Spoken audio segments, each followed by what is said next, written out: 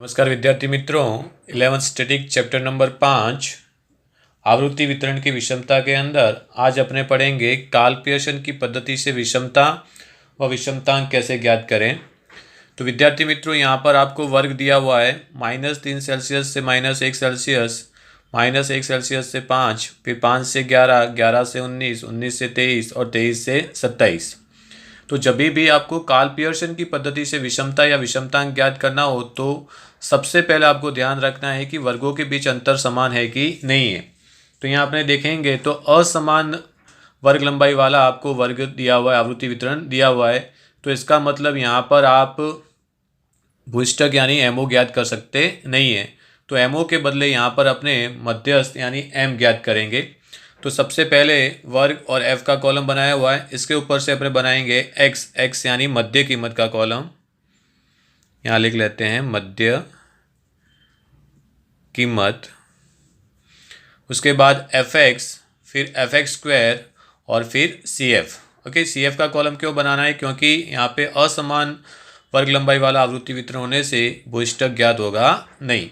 तो चलिए -3 और -1 को प्लस करेंगे तो होगा -4, -4 का आधा किया तो ये आया मध्य कीमत कितना, -2 सेल्सियस। फिर -1 और 5 को प्लस किया तो कितना हुआ, 4, 4 का आधा कितना, 2, तो यहाँ मध्य कीमत कितनी आई, 2 सेल्सियस। फिर 5 और 11 को प्लस करेंगे तो 16, 16 का आधा किया तो कितना आया, 8। फिर 11 और 19 किए तो ये हुआ 30, 30 का आधा किया तो ये आया कितना, 15 सेल्सियस। 19 और 23, 30 और ये आया 42, 42 का आधा किया तो ये आया कितना, 21 सेल्सियस। 23 और 27 यानी ये कितना हुआ, 50, 50 का आधा कितना हुआ, 25 सेल्सियस। क्लियर? तो ये आपको मध्य कीमत मिल गई। अब f और x का अपने क्या करेंगे, गुणा करेंगे तो आपको क्या मिलेगा, fx मिलेगा।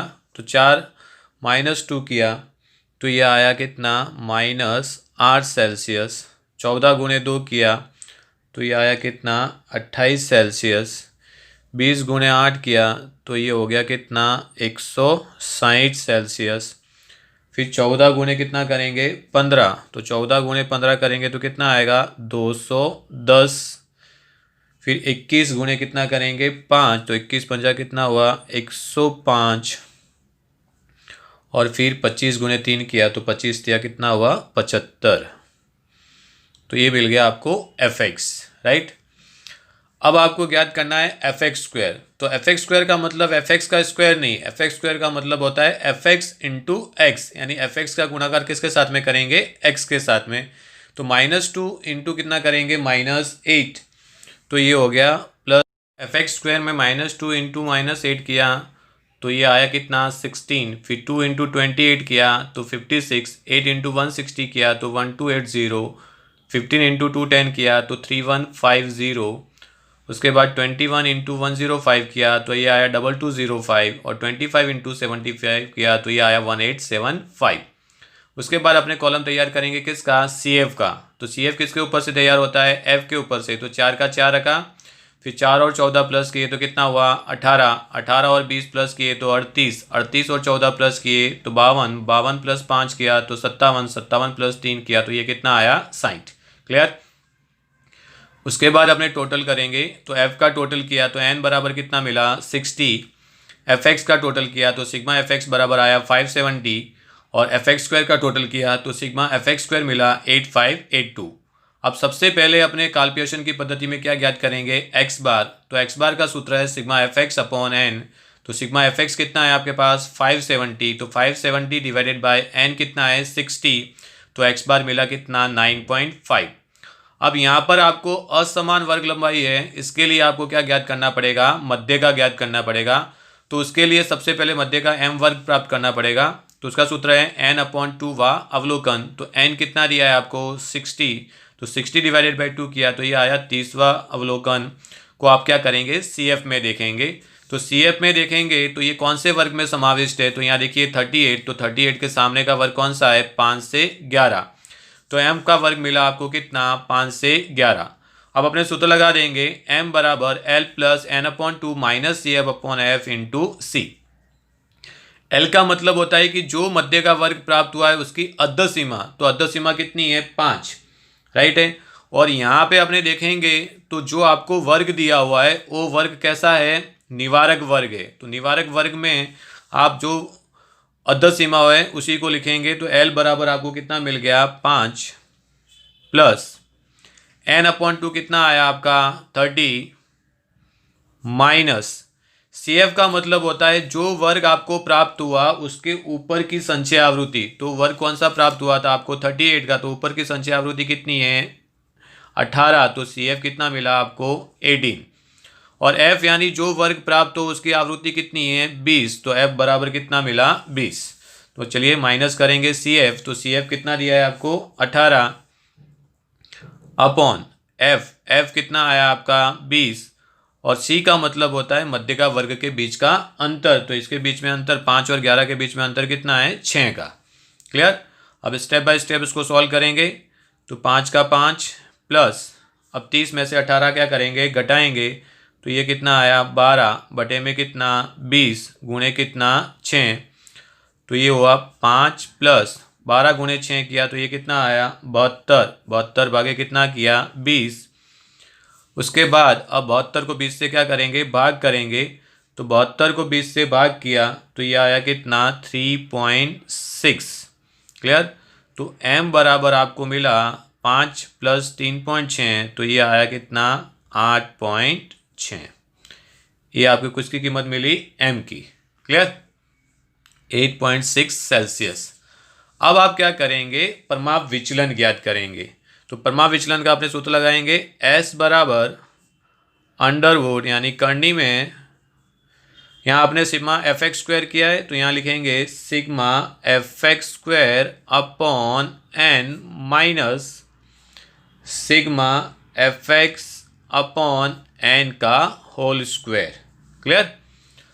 सी लगाएंगे नहीं। अब सूत्र में रकम रखेंगे तो सिग्मा एफ एक्स स्क्वायर, तो सिग्मा एफ एक्स स्क्वायर कितना है आपके पास 8582। तो चलिए सूत्रों में रकम रखते हैं। करनी के अंदर सिग्मा एफ एक्स स्क्वायर कितना है 8582 अपॉन एन कितना है आपके पास 60 माइनस सिग्मा एफ एक्स कितना है 570 अपॉन एन कितना है 60 का स्क्वायर। क्लियर। अब 8582 को 60 से क्या करेंगे डिवाइड करेंगे। तो चलिए 8582 डिवाइडेड बाय 60 कीजिए, कितना आया 143.03 माइनस अब 570 डिवाइडेड बाय कितना करेंगे 60, तो 570 डिवाइडेड बाय 60 किया तो ये आया कितना 9.5 का क्या करेंगे स्क्वायर। ओके। अब 9.5 का स्क्वायर करके 143.03 में से क्या करेंगे माइनस करेंगे, तो 143.03 माइनस 9.5 का स्क्वायर किया तो ये आया कितना 90.25। ओके। अब अपने क्या करेंगे माइनस करेंगे और फिर उसकी करनी देखेंगे। तो 143.03 माइनस 90.25 तो ये आया कितना 52.78। चलिए अब इसकी करनी देखिए। तो करनी देखने पर S मिलेगा कितना आपको 7.27। तो ये आपको मिल गया परमाप विचलन। अब आपके पास माध्य की कीमत है, मध्यका की कीमत भी है और परमाप विचलन की कीमत है। तो इसके ऊपर से आप विषमता और विषमतांक दोनों निकाल देंगे। तो सबसे पहले अपने निकालते हैं विषमता। तो विषमता को संकेत में अपने क्या कहते हैं एस के। तो एस के का सूत्र आएगा 3x बार माइनस m, तो 3 का 3 रखेंगे x बार, तो x बार कितना है आपका 9.5 माइनस m की वैल्यू कितनी है 8.6, तो यहाँ रखेंगे 8.6। तो चलिए 9.5 माइनस 8.6 किया तो यह आया कितना 0.9। अब 0.9 इंटू कितना करेंगे 3, तो आपको SK की वैल्यू मिल जाएगी कितनी 2.7। तो ये मिल गया आपको क्या विषमता की कीमत। अब अपने ज्ञात करेंगे विषमतांक। तो यहाँ लिख लेते हैं विषमतांक या फिर उसको वैषम्यांक भी बोलते हैं। तो विषम्यांक का सूत्र लगाएंगे J बराबर 3 एक्स बार माइनस एम अपॉन एस। तो 3 का 3, एक्स बार की कीमत कितनी है 9.5 माइनस एम की वैल्यू कितनी है 8.6 और एस की वैल्यू कितनी है आपकी 7.27। तो यहाँ रखेंगे 7.27। चलिए अब 9.5 में से 8.6 गया तो कितना बचा 0.9 डिवाइडेड बाई कितना 7.27।